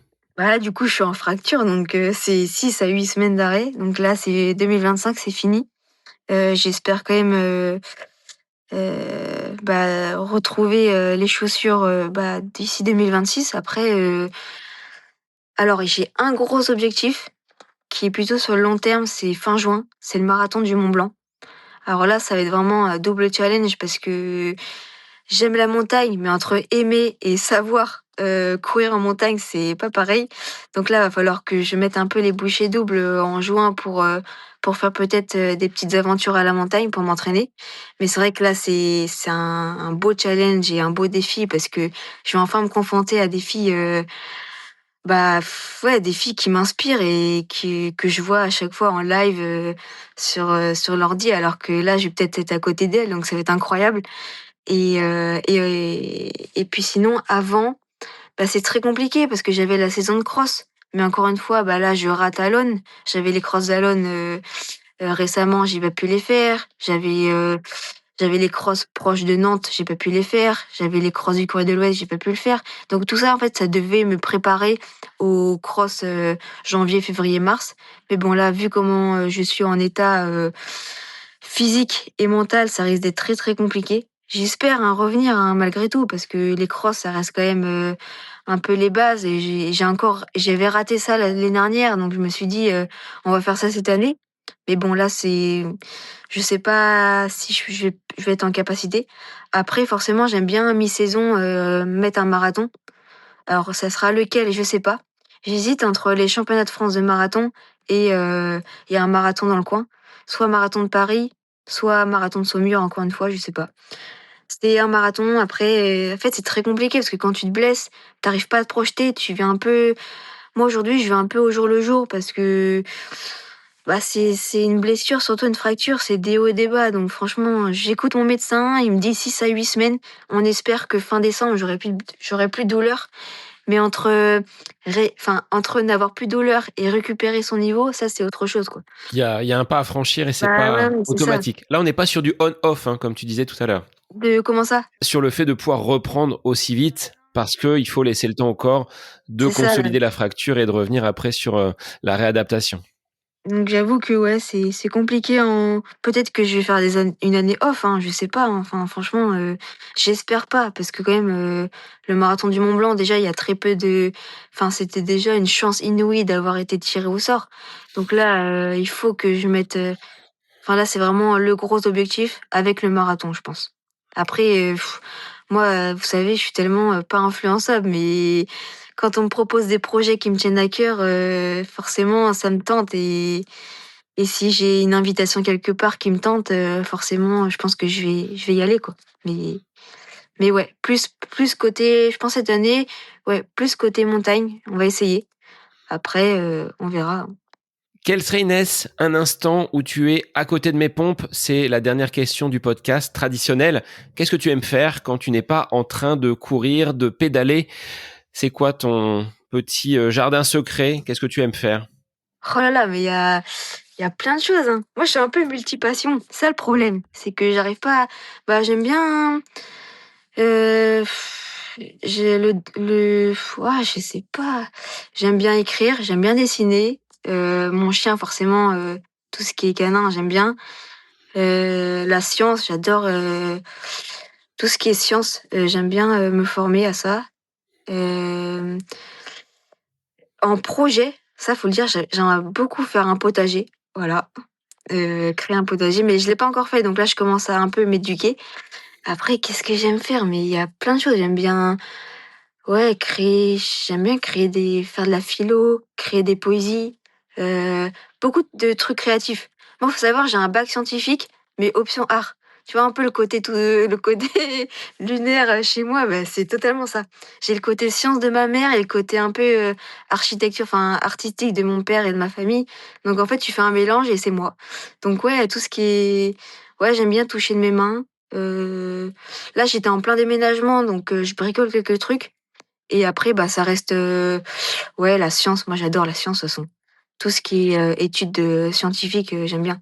Un peu savoir comment le corps marche, l'esprit, le dev perso et tout, quoi. Mais ouais. Si des auditeurs, des personnes souhaitent venir vers toi pour entrer en contact, par quels moyens on peut le faire? Est-ce que tu peux redonner tes réseaux de façon à ce que les gens sachent où te contacter? Mon Insta, c'est du coup Inès Ducancel. Sinon, il y a mon mail, c'est ines.ducancel@icloud.com. Après, de toute façon, c'est Inès Ducancel sur Facebook. Souvent, c'est ça. C'est Insta, Facebook et mail, si vous voulez me contacter, les marques, les sponsors. Je suis ouverte, la porte est grande ouverte. En tout cas, merci. Franchement, merci pour ce podcast et j'espère avoir été assez claire malgré ma vie un peu à tout bout de champ et voilà. Moi, je te remercie, Inès, parce que c'est vrai, tu l'as dit, c'est des hauts, c'est des bas, mais tu as montré qu'avec beaucoup de volonté, et je pense qu'il y a plus que de la volonté, eh bien aujourd'hui, tu cours pour rattraper le temps. Ce sera le message qu'on pourra te donner aux auditeurs. Et pour moi, je leur donne rendez-vous dès la semaine prochaine pour un nouvel épisode du podcast À côté de mes pompes. Bonne semaine à vous. Cet épisode avec invité sur le podcast À côté de mes pompes est désormais terminé. Je vous remercie infiniment pour votre écoute. N'hésitez pas sur les différentes plateformes à venir échanger, à entamer la conversation. C'est un réel plaisir pour moi que de prolonger ces discussions. Je vous souhaite une très belle fin de journée et je vous dis à la semaine prochaine pour un nouvel épisode du podcast À côté de mes pompes. I earned my degree online at Arizona State University. I chose to get my degree at ASU because I knew that I'd get a quality education, they were recognized for excellence, and that I would be prepared for the workforce upon graduating. To be associated with ASU, both as a student and alum, it makes me extremely proud, and having experienced the program, I know now that I'm set up for success.